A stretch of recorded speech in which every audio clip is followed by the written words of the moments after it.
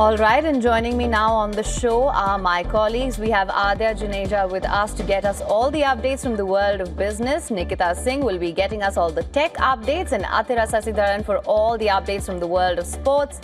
But first, here's a quick look at what's happening in global markets. It's over to you, Adya. Well, thank you so much, Haim. From shifting power in South Asia to the latest move in autos and AI, here's your quick roundup of the top global business stories making waves today. The Lowy Institute says US influence in Southeast Asia is slipping, while China cements its lead through trade, investment and diplomacy. Tariffs, aid cuts and visa limits under Trump have weakened Washington's ties with countries like Cambodia and Laos, now far more aligned with Beijing. The US still holds sway in defense with partners like Singapore and the Philippines, but the balance of power is shifting clearer than ever in mainland Southeast Asia. Well, that changing balance of power and America's policies are reflected in the US economy itself. US retailers are bracing for the weakest holiday hiring season since 2009. Outplacement firm Challenger Gray and Christmas expects fewer than 500,000 seasonal jobs to be added in the next few months. Rising tariffs, stubborn inflation and automation are driving the pullback. Well, for workers and consumers, that means fewer jobs and tighter wallets just as holiday shopping begins. Across the Atlantic, another battle is playing out on European roads, and BYD is solidifying its lead. Chinese EV giant outsold Tesla for the second month in a row, tripling its sales from a year earlier. August data shows Tesla's EU sales slumped nearly 37%, while BYD surged past with 1.3%. For Europe's car makers, the challenge is twofold: Chinese rivals on one side and strict EU emission rules on the other. And well, speaking on China, one of its biggest tech names is suddenly back in the global spotlight.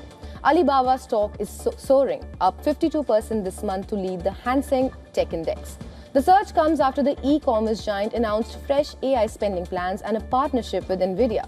Analysts say its AI model Qwen 3 Max now ranks among the top 3 globally, even surpassing US rivals in benchmarks.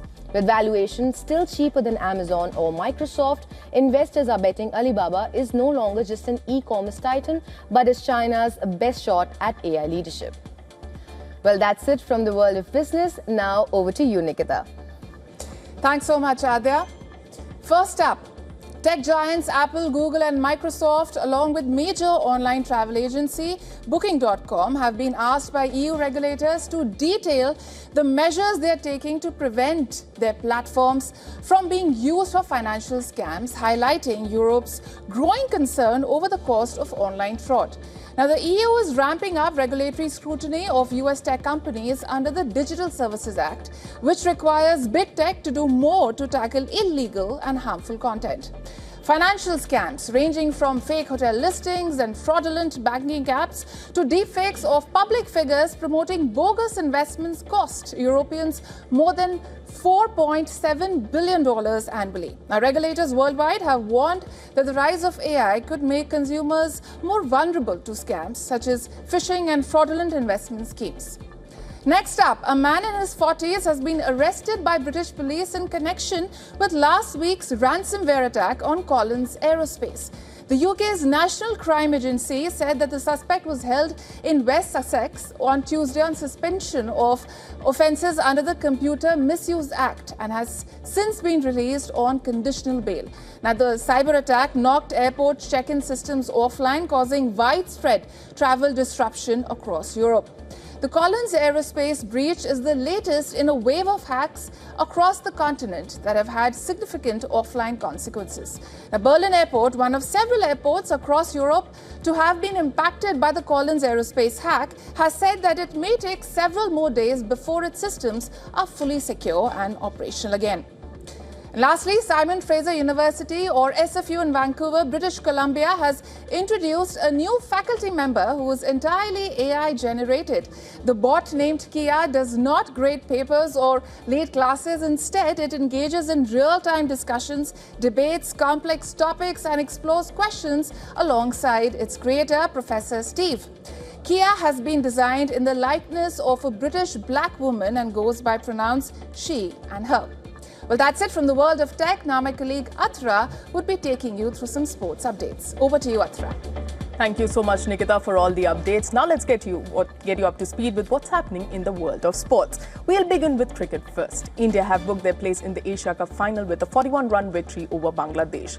The men in blue were put to bat first. Opener Abhishek Sharma 75 powered India to 168 for 6 despite a late innings slowdown.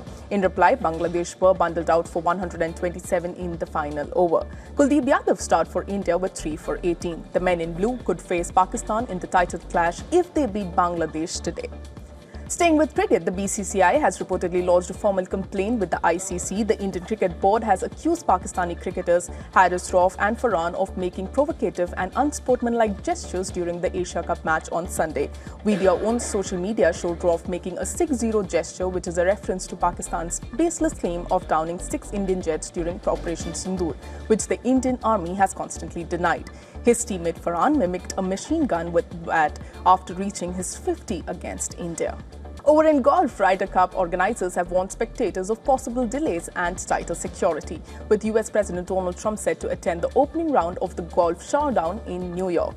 The 45th edition of the Ryder Cup tees off on Friday, with Trump being among the more than 50,000 spectators expected.